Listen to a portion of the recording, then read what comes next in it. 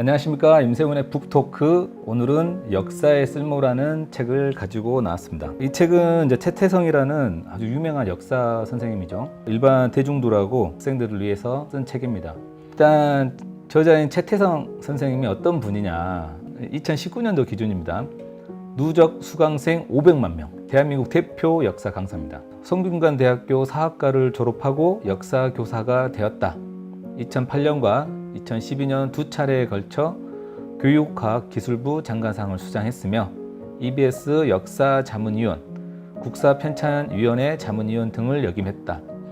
2001년부터 시작한 EBS 강의로 역사가 애워야 할 것이 많은 골치 아픈 과목이 아니라 웃음과 교훈이 가득한 감동 스토리임을 알리며 전국 학생들에게 믿고 듣는 큰별쌤이라는 찬사를 받았다.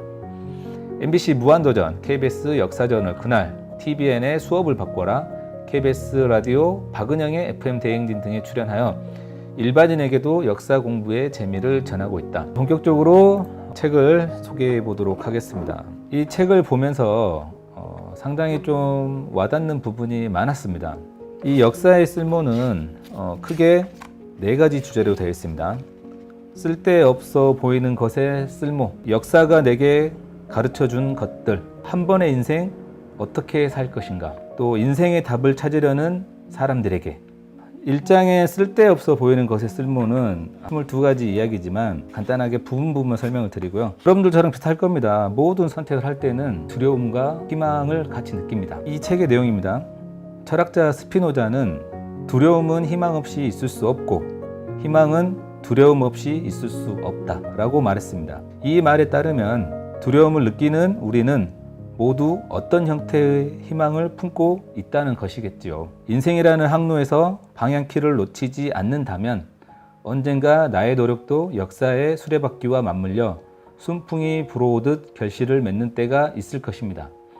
저 역시 그런 희망을 품고 두려움을 꾀하는 채 오늘도 한 걸음 앞으로 나아가려 합니다. 상당히 위로가 되는 글이었어요. 본인이 하지 않는 새로운 선택을 결심했을 때 설레임보다는 두려움이 먼저 앞섭니다. 잘된 선택인지 잘 헤쳐나갈 수 있을지. 저뿐만 아니라 이 역사 선생님도 그렇게 느끼고요. 철학자 스피노자도 그렇게 생각을 했던 것 같습니다. 이 앞에는 사실 갑신정변하고 동학농민운동 이런 부분이 다 나옵니다. 그리고 제가 좀 크게 와닿던 부분이 역사의 구경꾼으로 남지 않기 위하여. 그러면서 누구를 예를 들었냐면요, 다산 정약용을 예를 들었습니다. 다산 정약용은 지금으로 치면 실학자, 조선 후기의 르네상스를 이끌었던 대학자라고 대한민국 국민이라면 다 그렇게 기억을 할 겁니다.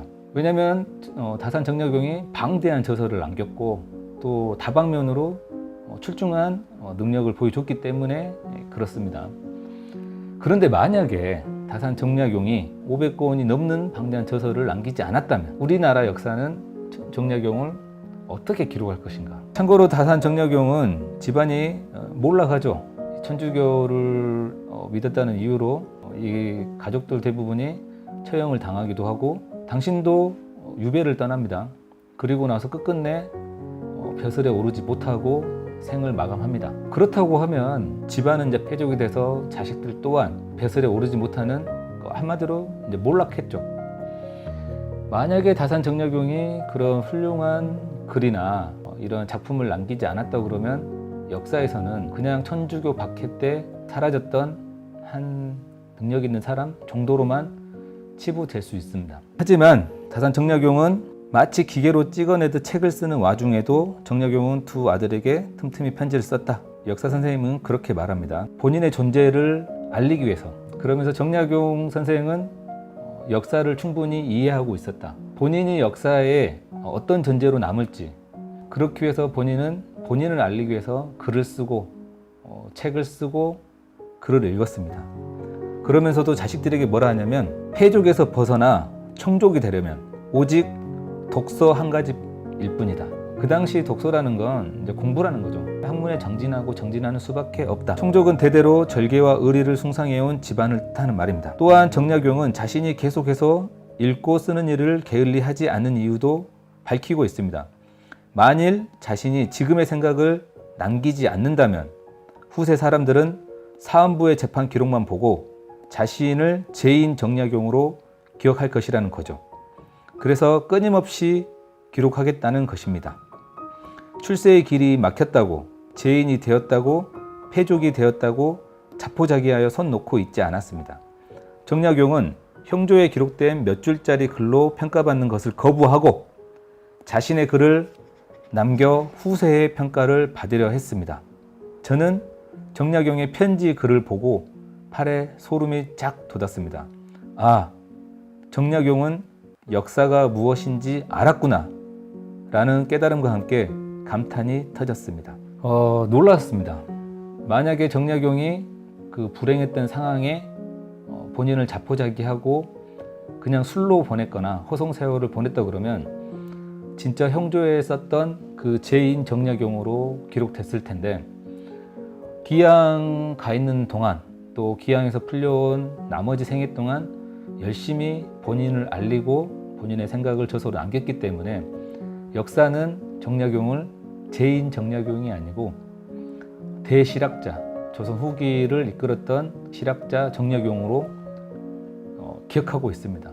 그리고 이 장에서는 역사가 내게 가르쳐준 것들, 그러면서 뭐 약소국인 신라가 삼국 통일의 주인공이 되기까지, 이게 그러니까 사실은 이 역사 선생님 관점하고 또 이 독자들의 관점, 또 역사를 배우는 사람들의 관점하고는 틀릴 수 있습니다. 여기서 신라가 삼국을 통일하는데 중요한 역할을 했던 게 이제 선덕여왕이라고 생각을 했습니다. 선덕여왕이 여왕으로 취임했을 당시에 삼국에서 가장 약한 나라였습니다. 하지만 이때 놀라운 발상을 합니다.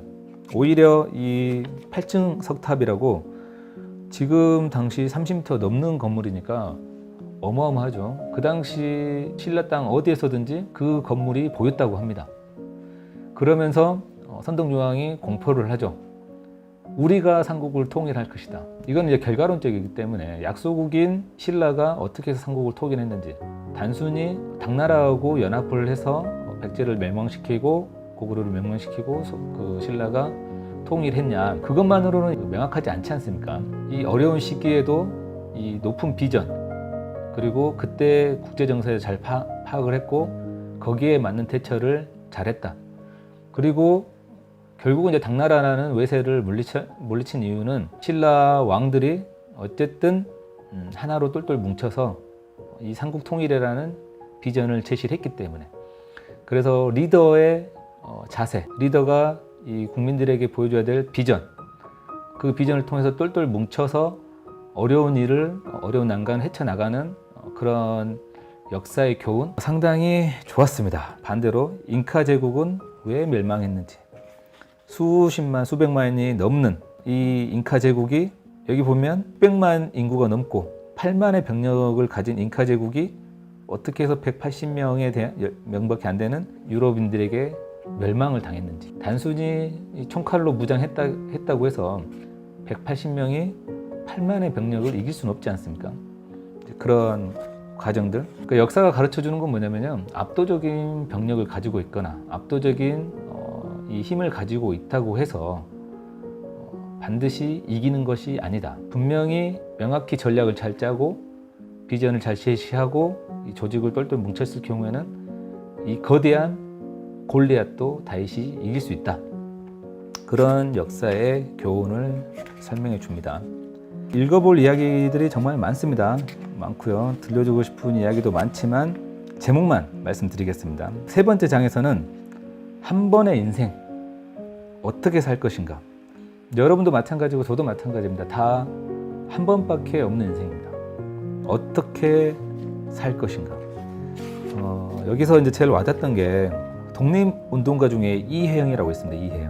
이혜영 독립운동가는 오성과 한음의 후손입니다. 대대로 정말 엄청난 집안이고요. 이분에게 물었습니다. 편히 살 수 있는 신분을 버리고 재산을 바치고 인생을 내던지며 오로지 독립 하나만을 바라보았던 이혜영은 30대 청춘의 나이에 스스로에게 이렇게 물었습니다. 한 번의 젊음을 어찌할 것인가? 그는 죽음을 맞이한 순간에야 그 질문에 답을 할 수 있었습니다. 말이 아니라 66해의 일생으로 답했던 것입니다. 모든 재산을 팔아서 만주로 넘어갔고요. 이혜영 선생님뿐만 아니라 모든 가족이 독립운동에 몸을 바쳤습니다. 집안에 여러 대 정승을 내면서 떵떵거리며 잘 살던 그 후손들이 대한민국 독립을 위해서 온 몸과 온 재산을 바쳐서 투신을 합니다. 30대 스스로에게 한 번뿐 인생을 어떻게 살 것인가, 60대의 형장의 이슬로 사라지면서 행동으로 답을 준 겁니다. 그러면서 채택 선생님이 이렇게 말합니다. 우리는 모두 언젠가는 죽습니다. 한 번뿐인 인생, 한 번뿐인 젊음을 어떻게 살 것인지 고민하지 않는다면 역사라는 무대에서 어떤 역할을 할 수 있겠습니까? 저는 늘 사람들에게 역사에 무임승차하지 말자고 이야기합니다. 우리가 앞선 시대의 사람들에게 선물을 받은 만큼 뒤이어 이 땅에서 살아갈 사람들을 위한 선물을 준비해주고 싶어요. 그래야 훗날 눈을 감는 순간 어떻게 살 것인가라는 질문에 일생으로 답할 수 있게 되기를 간절히 바랍니다. 우리가 지금 이렇게 잘 살고 있는 건 우리 부모 세대 또 우리 조상 세대의 헌신과 노력이 있었기 때문에 가능합니다. 다 그러진 않지만 지금 우리 젊은 세대들은 먹는 걸 크게 걱정하지 않습니다. 그러면 이렇게 받은 이 환경을 우리는 우리 아이들에게 어떤 환경으로 물려줄 것인가, 좀 더 나은 환경을 만들어서 물려주는 게 우리 세대의 역할이겠죠. 저도 그렇게 생각합니다. 사장에서는 인생의 답을 찾으려는 사람들에게, 책이 정말 주옥 같습니다. 태태성 선생님이 마지막 하는 말입니다. 이 구절을 읽어드리고 오늘 시간을 마치도록 하겠습니다. 불확실성의 시대에서 우리는 늘 불안해합니다. 이 시대는 어디로 가고 있는 것일까? 그 속에서 나는 어떻게 살아야 할까? 역사를 공부한 사람은 이 질문에 긍정적으로 답할 것입니다. 과거보다 현재가 나아졌듯이 미래는 더 밝을 거라고. 나보다 우리의 힘을 믿으며 서로 의지하며 살아가면 된다고.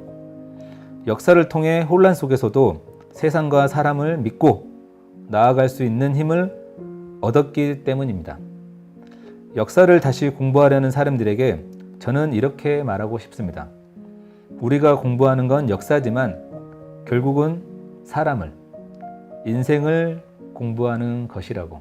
왜 500만 이상의 구독자들이 이 채태성 선생님의 수업을 듣는지 조금은 아시겠죠? 그러면 역사의 쓸모편 북토크를 마치도록 하겠습니다. 감사합니다.